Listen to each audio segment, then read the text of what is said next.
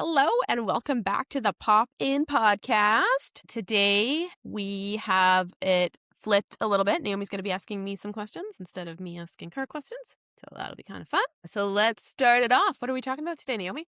Today we are talking about the Mom Tug of War. So it was spring break here this past week, and we kicked everyone outside. It was a beautiful week, and we had a bunch of outdoor chores that we wanted to get done, some outdoor projects. And we very quickly realized that there was no way to get everything done outside and come back inside and complete the day clean. It's been a mess and it's still a mess. And I just felt this tug of war between getting my laundry done or raking up the leaves or, making lunch and cleaning up lunch, but getting my kids back outside so that they can keep enjoying their spring break and not just sitting inside with nothing to do or watching TV, which kind of motivated me and AJ to start talking about chores. Like if we have chores, like outdoor chores to do, what is kind of that age appropriate time for chores? What are age appropriate chores? And what are ones that we're willing to actually give to our kids, knowing that they're probably for sure 100% not going to do them correctly? Mm-hmm. And what do we like? What's the hill that we die on? And which one do we just give up? Mm-hmm. Kind of a prelude into summertime, knowing that our summer is going to look just like what it just looked like this one week. Totally. So my question for you, Rachel, is do your kids have any chores right now? Or do you have any age appropriate chores coming up that you're waiting for? You know what? That's actually something I've just started thinking about because I don't really have any like set chores. We don't have a dishwasher. So I feel like if we did, that would be a good one for my 7-year-old to load the dishwasher. Doing the dishes is, well, doable is... That's the one you're not willing to give up. No, not yet. Yeah. And it'll also be a fight to get her to do it. So it's not a win-win in any way. Mhm.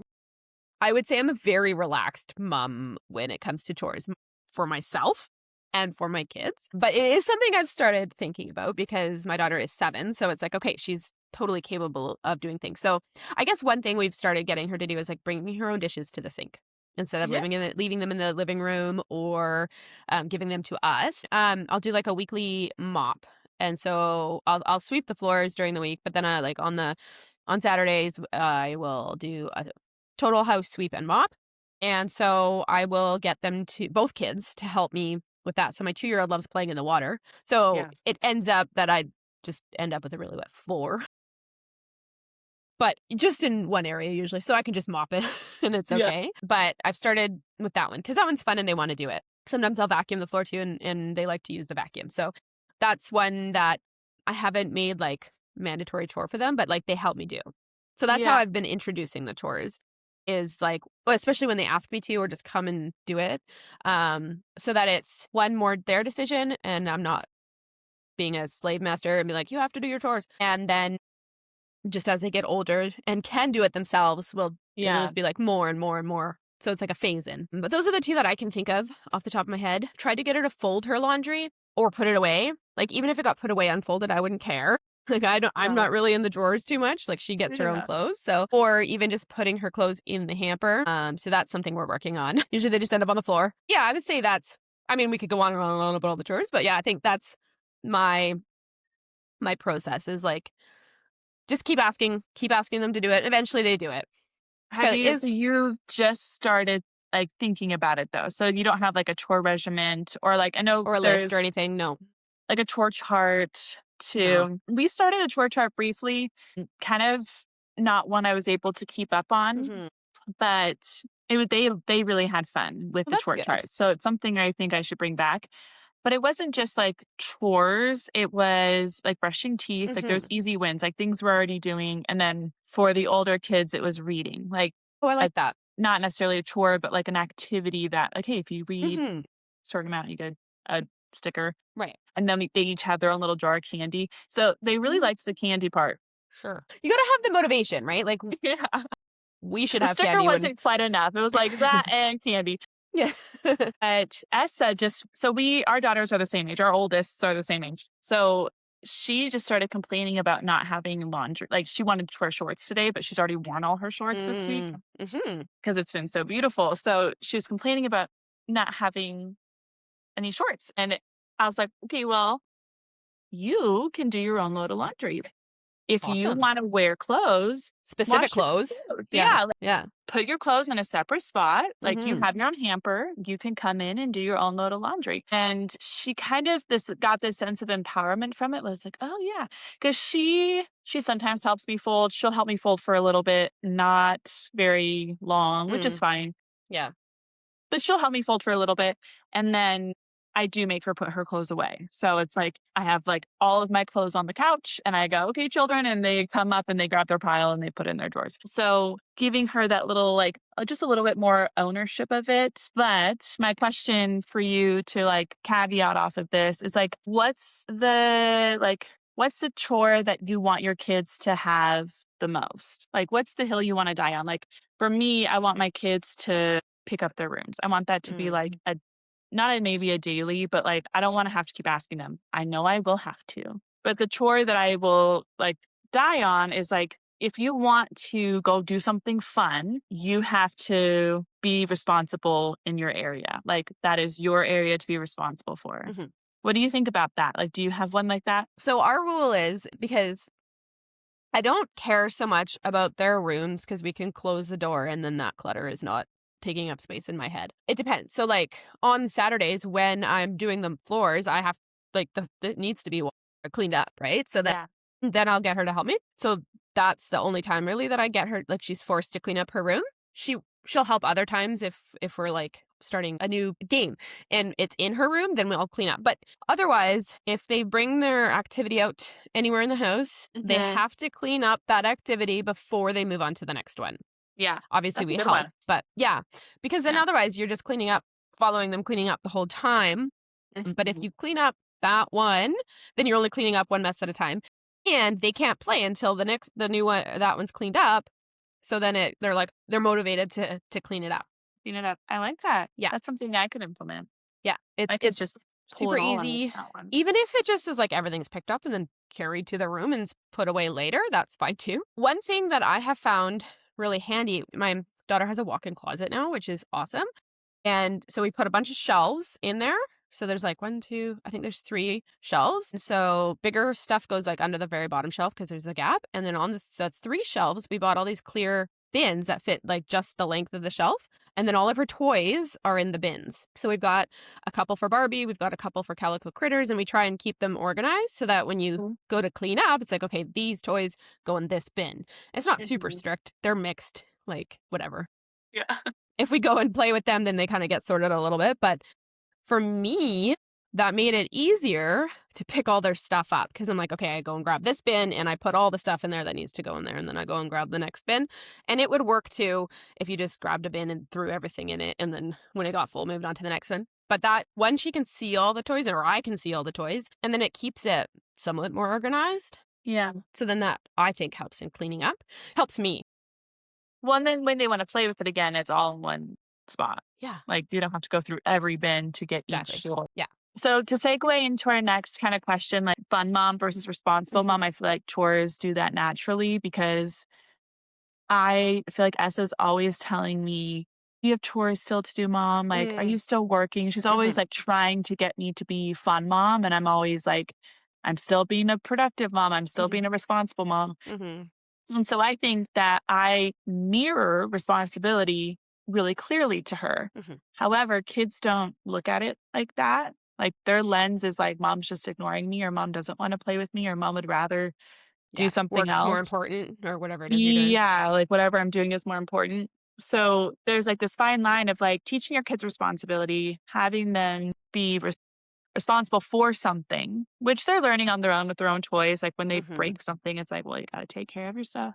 Yeah. But on a more like macro level, from just like a household standpoint, like we all live here. This is all of our responsibilities. It's not just mom and dad's. I'm struggling. So my question is like a real question to you if you Mm. know the answer. But like that fine line of like being a fun mom and then being a responsible mom. This is a really good question because I think it's something a lot of people struggle with because we get kind of stuck in or focused on in like what we're doing. So I find that this happens with me as well, where it's hard to flip between like working and then it's like, oh, okay, I need to go help you do this or play. So I think it's like what you said earlier, where it's like you can't have I don't know if it's not that you can't have both at the same time, but it's just kinda like you're not gonna be doing either one well if you're trying to do it at the same time. Yeah. I think and here's how I balance it. So if I'm working, so because I work from home like you, and so often Callum isn't here, he's at, my mother-in-law's, and so there is less of that, but when he is here and I'm working, he'll come in and he'll, like, grab my hand and want me to go do something with him. So, often I'll just go because I know it'll just be a couple minutes. I'll take him, he'll show me whatever it is he wants to show me, and if it's something he wants me to play, I'll be like, "Oh, like, Ma can play with you right now." So, if people don't have a ma, then what they could do is, like, in and acknowledge that the child is, like, wanting something from you. See if you Mhm. can find a solution, so if they have siblings, be like, "Hey, can you play this game with your sibling, your brother or sister? Can you do this on your own?" Like, try and give them options if you can't go and do it with them. Yeah. I'm just trying to think because I haven't really thought about this. I kind of just do it. But it is something I've struggled with too because it's also the balance between playing with your kids and wanting to do your own thing too when you're not working. And Yes. that's something that I really struggled with, especially with Evie, my first, is that I felt like I had to go and play with her. I had to entertain her every time she wanted me or needed me, and she needed me pretty much all the time.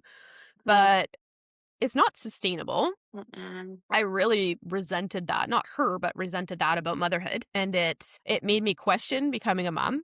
I was like, "Was this worth it?" Right? And Yeah. I think that these are thoughts that maybe not every mom has, but some moms do, where it's like, having kids is not what I thought it was." Like, even if you talk to somebody and describe it to them, until you experience it, you don't know what it's gonna look like for you, and it looks like it or it's different for everybody, right? Mhm. So, I think it's coming to terms with what it is instead of trying to make it what it was. There's somebody I follow, and I'm probably gonna butcher his quote, but he says, "It's can't be any different than the way it is because it's the way it is, or it can't be any different than the way it happened because it's the way it happened." Yeah. You can't change. Like, I can't go back and change that I've had kids, and I don't want to. Like, I love my kids, but sometimes I'm like, "Oh, Yeah. it's so frustrating," right? And then when it compounds because it's every day. So it's hard to put this into like a, "This is what you do, and then this is what you do." It's so dependent on the situation. It's Yeah. dependent on your kids. It's dependent on each person. So and I think this is a lot of how I have made it work is doing little things. So, like, instead of saying, "Yes, I'm going to play with you all the time," sometimes I will say no. And maybe more moms, like, maybe this isn't an abnormal type of mom, like, so talking about fun mom versus responsible mom, I would be more likely to be the fun mom and leave the responsibility, which I think is like, there's a good balance there too is Mhm. being and not being a fun mom just to be the fun mom, but for me, it's more like because I don't take responsibility as serious as a lot of people. Like, I am definitely, like, a very chill person when it comes to, like, doing the housework and that type of thing. That's why I'm not once a week, not, like, every few days. Mhm. So, I would say that I fall more on the end of the fun mom for that, just naturally, not because I'm trying to, that's just my personality. So, if it's something people struggle with being, like, more chill and more relaxed, it's, like, finding something that works for you. So, little compromises here and there. It doesn't have to be all or nothing, right? So, like I was saying, while I'm working, instead of just being like, "No, no, no, I'm working." Like, "Okay, I'll come with you, see what you're showing me, and then if you're asking me to play with you, well, I can't commit that time to you right now." And then coming up with Mhm. a different solution, like either somebody coming out to play with them or setting them up with something that they can do on their own. Yeah. And then going back to what it was that you're doing. Setting time limits helps. So then you're like, "Okay, I have this many more minutes." Like, a 2-year-old doesn't often understand that, but if you start speaking like that, like my 7-year-old can. So it's Yeah. like, "Okay, I have half an hour left, and then we can do what you're doing or wanting to do." So, I think those 2 things is compromising a little bit so that your Mhm. child doesn't feel like you're totally ignoring them, and then giving them a time frame that you're like, Yeah. "Okay, now we can do this." Or if it's not something that you wanna do, being like, "Okay, in 30 minutes, we can do this or this." Like, Yeah. giving them options, and I think that's important because then they're not 1, they don't feel ignored, 2, they feel somewhat heard, And then 3, there's some autonomy there when you're like, okay, we can't do this, but we can do this or this. And they can choose, right? So even Right. though it's like you only give them options you want, so you're still controlling the situation, they feel they have that autonomy. And I think that's super important as a kid. Yeah. Something that I do, like I put a note here just for ideas for myself that Mm-hmm. I can implement was like when we are responsible, like when they see me doing something that's like responsible, and that could be anything, work, Mm-hmm. chores, even something for myself, like going to do a workout or something, that we can do something fun when we finish. So there's like a reward to the responsibility. Mm-hmm. So I put that as like a note for myself. So like Essa, it's usually Essa. I think again, like the firstborn daughter for us, we just like poured all of our energy into, and now they're like, at least for my child, she's like she always needs somebody to Yeah. play with now. Like Same. not a lot of independent play. She's getting Yes. better, but Yes. whereas the boys are like super independent players. Not, I mean, they always have a buddy, That's true. That's but same with mine. even Emma is like a really good independent player because they just didn't they don't have access to me like the oldest one did. And so I feel like it's her most of the time asking me to do stuff. And so instead of saying, hey, no, it's like, hey, you can even help me do this, Yeah. or you can Involve sit them. with me while Yeah. I'm doing it. Yeah. But I'm going to do this, whatever it is. After we're done, we can do that fun thing. And then even just talking to them about responsibility.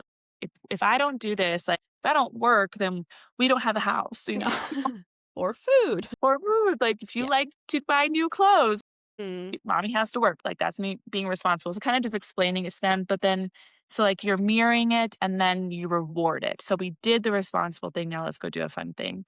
So and On the that kind of goes sorry. Go ahead. I'm just going to interject here because on the flip side of that, I've noticed that I have become so I feel like that was something that was heavily taught in our house, especially because of the religion aspect that we had. And so I have become so accustomed, conditioned to that now I feel like I can't do anything fun unless I do something responsible first. And I'm like, that's not cool. So I think there needs to be a Interesting. so like okay, so what I do at night usually is I listen to like a relaxing like ocean waves whatever soundscape thing. And then I read. But right before I start reading, I feel like I have to like do my gratitude thing first. And that feels more like a chore than reading, right? Even though it's not, it feels more like a chore. So I feel like I have to do that first and then I can read. I can't just read. Isn't that strange? Interesting. Yeah. So I think balancing that is like sometimes, yeah, we can do the fun thing first and then we'll do the chore, but we have to do the chore. And Sure. that's teaching discipline as well, just on the opposite end of it, because Yeah. it's harder to do the fun thing, or sorry, the discipline thing after the fun thing, because you don't have the same reward. Right. Because Yeah. there's a danger of creating that conditioning in your brain that you have Have to to be have the fun, productive the discipline to thing be in order to fun. have the fun. Yeah. So, Well, that goes right into like we kind of already talked about presence versus productivity. mm-hmm, Like I feel like fun mom versus responsible mom, like mm-hmm, just highlights both of those things. mm-hmm, The one thing I wanted to talk about was like how to not be distracted by the mess or not be distracted mm-hmm, by the productivity. So that's what kind of what you're saying. Like do the fun thing first. mm-hmm. Don't get distracted by the mess or by the chore. Go do the fun thing and then Yeah, come back yeah.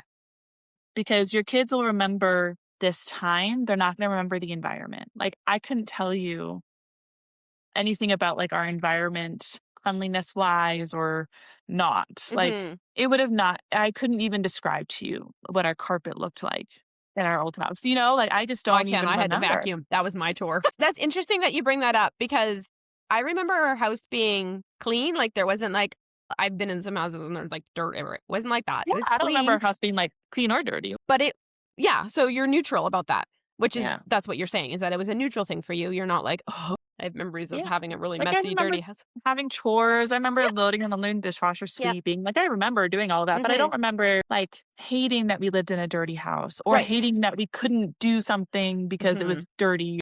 Like, Hmm. yeah. Yeah. So I think that how I deal with that because sometimes it bothers me and sometimes it doesn't. And I would say that it bothers me a lot less than most people.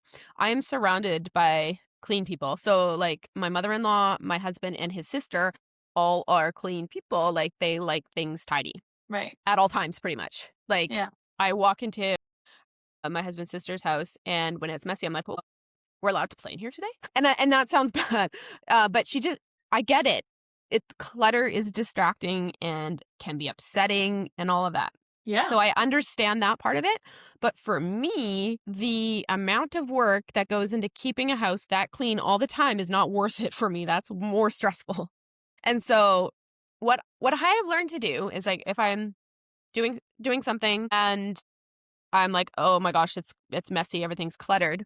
There are two ways I deal with this. So if I have the energy, I'm a fairly low energy person. So if I have the energy, I will do just a quick cleanup, like 5-minute cleanup, just so that my brain is like, okay, we've done something about it. And it's not just Yeah. sitting there bugging me. It's like, okay, we've started it. We can finish it later or we'll have help later.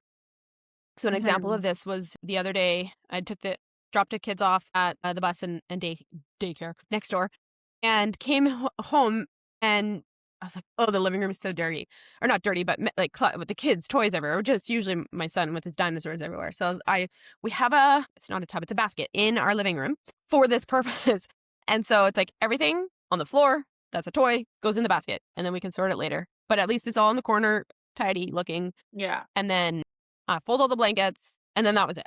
And then I went Yeah. and started work. So I can do that. Or if I'm just like, I don't feel like doing this right now, I'm like, I make a choice. It's a very, very conscious choice to be like, that is not my priority right now. Whatever is my priority, whether it's rest, work, playing with the kids. And I make a very conscious choice to ignore whatever it is that's bothering me and go be present in what it is that I'm deciding to do. Yeah. But that's the hard part for I feel like a lot of people is that choice just to say no because it's so just like it's easy to be distracted just like it's easy to be distracted by our phones, it's Hmm. easy to be distracted by a mess Yeah. or Especially if uh it bothers you. especially if it bothers you. Yes. Yeah. Yes. Like our sister, right? Same thing. And I find that Da-da-da-dee. there are people that it bothers them a lot Yeah. more, right? Yeah. So I understand that that is a lot harder, but like I said, it's a choice. And it's like a choice between do I eat the cookie or do I not eat the cookie? Do I go for a walk Mhm. or do I not? It's just another one of those choices, right? Yeah. And you can train your brain to be, and I think also for me, it's easier for me to to be focused more on one thing. Like I have a very focused brain where I can get like too focused on something and get lost in it and forget that real life exists. But Yeah. you just have to decide, right? So if Yeah. you're not making that choice and then complaining about it, it's like, okay, well, you should probably choose. It's like when you're like, I could lose a few pounds and then you go and eat the cookie. Keep eating the cookie. Yeah. It's what I do. And I'm like, AJ has a really, really very nice saying. It's like, I love sayings. don't complain about the shit if you're not gonna like clean it up. Yeah. It's like, well, you can't complain about the smell if you're gonna let them keep shitting on you. Like, this is more of a work quote. He's like, you can't complain that it stinks if Yeah. you just gonna let them keep shitting over there. Yeah, but that to make it more general, it's like if you can't complain about the shit if you're not willing to clean it up. Like to Yeah. make the Or like choice you to clean can't it up. complain about the smell if you're not willing Oh, yeah. to make the effort. Yeah. So it's which I'm like, okay, yeah, whatever. But it's true. Like you can't complain about it if you're not willing to make the effort. So like you complain that you're always stressed out about A, B, C, whatever it is. If you're not willing to change that practice, then you're Yeah. always going to complain about it. And Yeah. then like, okay, well, that's your choice to complain. Something to that I put a note down here was letting your kids pick the productive thing to do. So it Mm. may not be the one that you wanted or Mhm. the most productive, but like Essa really likes to wipe our table and like clean she likes to make Oh, things cool. shiny. Yeah, So my kids like to sometimes spray things, so like cleaning the windows or spraying the table and cleaning. Yeah. table so it's like that sometimes the productive thing is like cleaning the counters and cleaning the tables. Like, okay, which is still a productive thing to do. So Mhm. letting them pick it and then they feel like they have a little bit of control over that piece of the house. And it makes it more fun for them too, right? Yeah, which is perfect segue into the next question is like doing more versus enjoying more. And I Mm. feel like as an adult, like this is still our life. And as moms, we're just always expected to do more Mhm. and then feel guilty for enjoying more. Even something Mm. like recording this podcast is 30 minutes from a Saturday morning that sometimes I feel a little guilty for, you Same. know? And so how can we enjoy more, especially since our kids are enjoying more. Like I was outside weeping because all of my kids were sitting in this wagon in the shade. It was a super hot day. They were all eating a creamsicle, laughing and talking, like even Emma, like playing around. And I just was looking at them and I'm like, they're enjoying this. Like we didn't have to go on some big grand vacation for spring break. We were doing chores outside. Like this is not a bougie spring break, but they were having so much fun. It's like those little tiny things. So how do we make that part of our day? To One is just taking that moment like you did and being like, "Oh," enjoying them enjoying yeah. life. Yeah. Honestly, it's like I let my kids lead to learn how to have more fun. I wanna make this real where it's like blowing bubbles, that's my breath work. Laying on the floor while the kids play on me, that's my meditation. Jumping Yeah. on the trampoline, that's my exercise. Jumping in puddles, that's my therapy. Like, stuff like that, right? Yeah. It's like, just be a kid again. Just be a kid Just again. be a kid Yeah. again and let yourself have fun. I haven't figured this out yet. I haven't seen the whole pattern, but I've started to. Or one part of it is that we're sort of some people I feel like are kind of stuck. So you know how when you're a kid, you're like, what do you want to be when you grow up? Right? It's always when you grow up, all these things, right? When Yeah. I'm an adult, I can do this. When I'm an adult, I can make these choices. And then when you become adult, you tend to follow the same things your parents taught you. You don't usually make your own. Like it depends on the person for sure, right? You kind of just get used to the same thing. And I think I've been thinking about this. I'm like, I kind of feel like I haven't grown up yet. I'm still like thinking future when I grow up. So I Yeah. think we kind of get stuck in this between phase where we don't feel like we've grown up and are an adult, so we're like resenting our responsibility. We're not like, okay, we're the adult, we've got our responsibilities, we've got our freedom to make choices. We still feel like we're this kid and we want to be this kid, but we don't feel like we have the freedom to be a kid because we have this responsibility. And that's going back to the mindset I was talking about where I kind of feel, or sorry, we're switching between things is kind of hard, right? Like Yeah. if you're doing your work and your kid wants you to come play, it's kind of hard to switch back and forth like that. So I think it's hard to switch between this mindset of being an adult and a mindset of being a kid. And so people kind of just get not prickly about it, but kind of like, oh, I don't know how to have fun. I don't know how to play with my kids. And so when I don't know how, like I said, I just follow my kids' lead. It's like, oh, they're doing that. Let's try that. That kind of felt fun. Like jumping on the trampoline is so much fun. And Mhm. then jumping in puddles is fun too. So it's just kind of like remembering how to have fun again and then letting the fun be just as important as the productivity. Yeah. And so it's like it's layering it in. It's like, okay, right now I got to do the laundry. We're going to do that. And then after the laundry, we're going to do this like I was saying before. Mhm. And then just letting the laundry be its do its thing. You go have fun or whatever it is, whether you're cleaning the house or whatever, you do your thing, one thing, you don't have to do it all, and then go play for a bit. And then maybe you can come back and do another chore and then go play. It's it's learning to just flip back and forth and be completely present in each space and let go of whatever worry or whatever it is that you have. So like you're probably not worried about laundry, but like work, right? You're like, okay, today or right now, whether it's the weekend or the middle of the day, right now, I need to play with my kid, or maybe it's doing something for yourself. And then when that's done, I can go back to whatever it is that I was working on before. Yeah. Well, that is like right into like what's important today and what's important tomorrow. Like Exactly. now versus one day. Yeah. Like one day, I mean, there's lots of things that are one day already. Like one day I'll, put a trim around my door. Like Yeah. those types of things. But living for today, like there are certain things that have to get done today. Like if I don't do laundry today, we don't have clothes for church tomorrow. We don't have clothes for school Monday. Like they don't have underwear to wear. Like I need to make sure I have laundry today. But does that mean it has to be folded and put away today? Just No, has to be clean. it has to be clean. Like that's like I have a pile of laundry just sitting on my chair over there because all week it was like, well, I just need clothes for them to wear. It's like they have so much laundry. It's spring break. They've been in PJs, bathing suits, campfire clothes, Yeah. PJ, like it's PJs again, like different PJs, like it's like Mhm. 4 outfits a day right now. So like that was important today, but folding it and putting it away is not important today. And so having like there's like the plastic balls versus the glass balls, like Mhm. what can you drop? Yeah. What can you not drop? Yeah. And sometimes it feels like work is a glass ball, Mhm. and for good reason, but they don't understand that. So that's like my hardest one is work because I agree. the little ones don't understand it. Essa's starting to. Like Mhm. and it's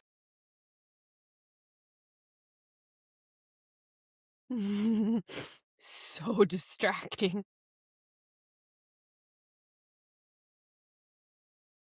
Mhm. Yes. Mhm. how do you do it without failing all the like how Mm. without feeling Yeah. like you're failing? Not that Yeah. you're failing. Like how do you do it Yeah. without feeling that you're not getting it done? And this is probably like a universal mom question. And I don't think that we have an answer, but The start of one. Mhm. I like to look at things two ways or in two frames. It's sort of the same way, but just two different frames. So one, if you were to die tomorrow, what would you do today? Yeah, that's a good one. You'd probably play with kids. Now, obviously, if you're not planning on dying tomorrow, you probably still need to make some money. But how can we make at least some time for the kids, right? So you do your hours of work and then you make some time for the kids, right? Mhm. Like if you were going to die tomorrow, sure you probably wouldn't work, but say you were going to work anyways, like you would make time for that kid even if you were tired, right? Yeah.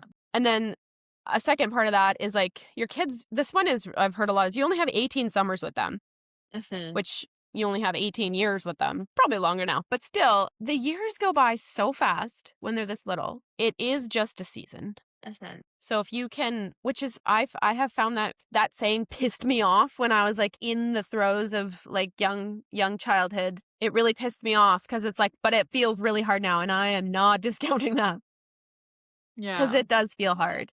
It is hard. It But is just hard. because it's hard doesn't mean it's not worth it. Yeah. And so the other way that I like to look at this is I've started reading this book is called Measure What Matters. So it's written by it's not the CEO of Google, but they talk about Google a lot in there. Anyways, some like business guy. It's business related is what I'm trying to say here. And somebody came up with the idea of OKRs. So it's objectives and key results is what the OKRs are. So what they did is like in order to scale a big company, they had to have these big objectives and then the key results, like 3 to 5 key results to get that objective. Your big objective is keep your kid alive. Yeah. What are the 3 to 5 key results you need to do in order to keep your kid alive? Feed them, clothe them, bathe them, probably play as part of like the nurture, play and love on them. That is it. And so if there's nothing else you can get done today, that's all you have to do with your kid. Don't make it bigger than that.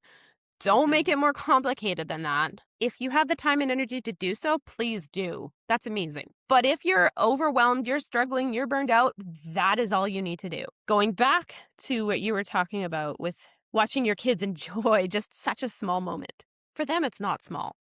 So Mhm. it's creating as many of those moments as you can. Letting your kid have a popsicle. They don't have to have one every day, but you don't have to say no every time, right? Yeah. I'm pretty relaxed with with this rule, but I get other people have different rules. That's totally fine.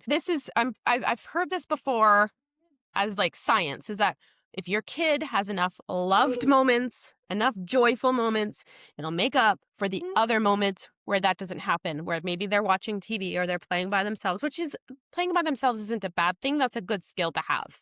Yeah. Teaches them how to be alone without being lonely. It's a Mhm. really good skill. So I don't think that's a bad thing. They might feel not so good about it. But as long as the rest of the moments outweigh those moments, they will be okay. So it's like those are the things I think about when I'm struggling is like what actually matters right now and how many moments am I creating for my kid where they feel love. And think about it from the eyes of a child because they're going to feel loved in a lot more moments than you are, right? Because we're conditioned. We've got a lot of baggage as adults usually. And that's why it's harder for us to sit in a wagon with a popsicle and being like, oh, Yeah. but Could be. it's not for a kid. So if you can remember that, just creating little pockets of joy like that, it Yeah. outweighs the rest of it. And The it's rest enough. is And that makes you enough as a mom or a parent. like that's a good ending point, I do Rachel. too. Way to go. Good job. That's something I'm very passionate about. Is it Boom. doesn't have to be a lot. Just No, a it's few so key things and your kid we will be okay. make it more complicated than it has to be. Yeah. And that's because of our conditioning and the things we had with kids. Yeah. I don't know how to stop it, so. That's okay. I don't know how to stop it. It's okay. We can wrap up. I don't know how to. Oh, that's okay. I have to stop it. Thank you for today. I enjoyed being the recipient of the questions. That was fun. I like that because then I get to like riff on stuff that it's passionate to or that I'm passionate about. So that's cool. I like hosting too though. So this has been fun. Thank you, and we'll see everybody next time.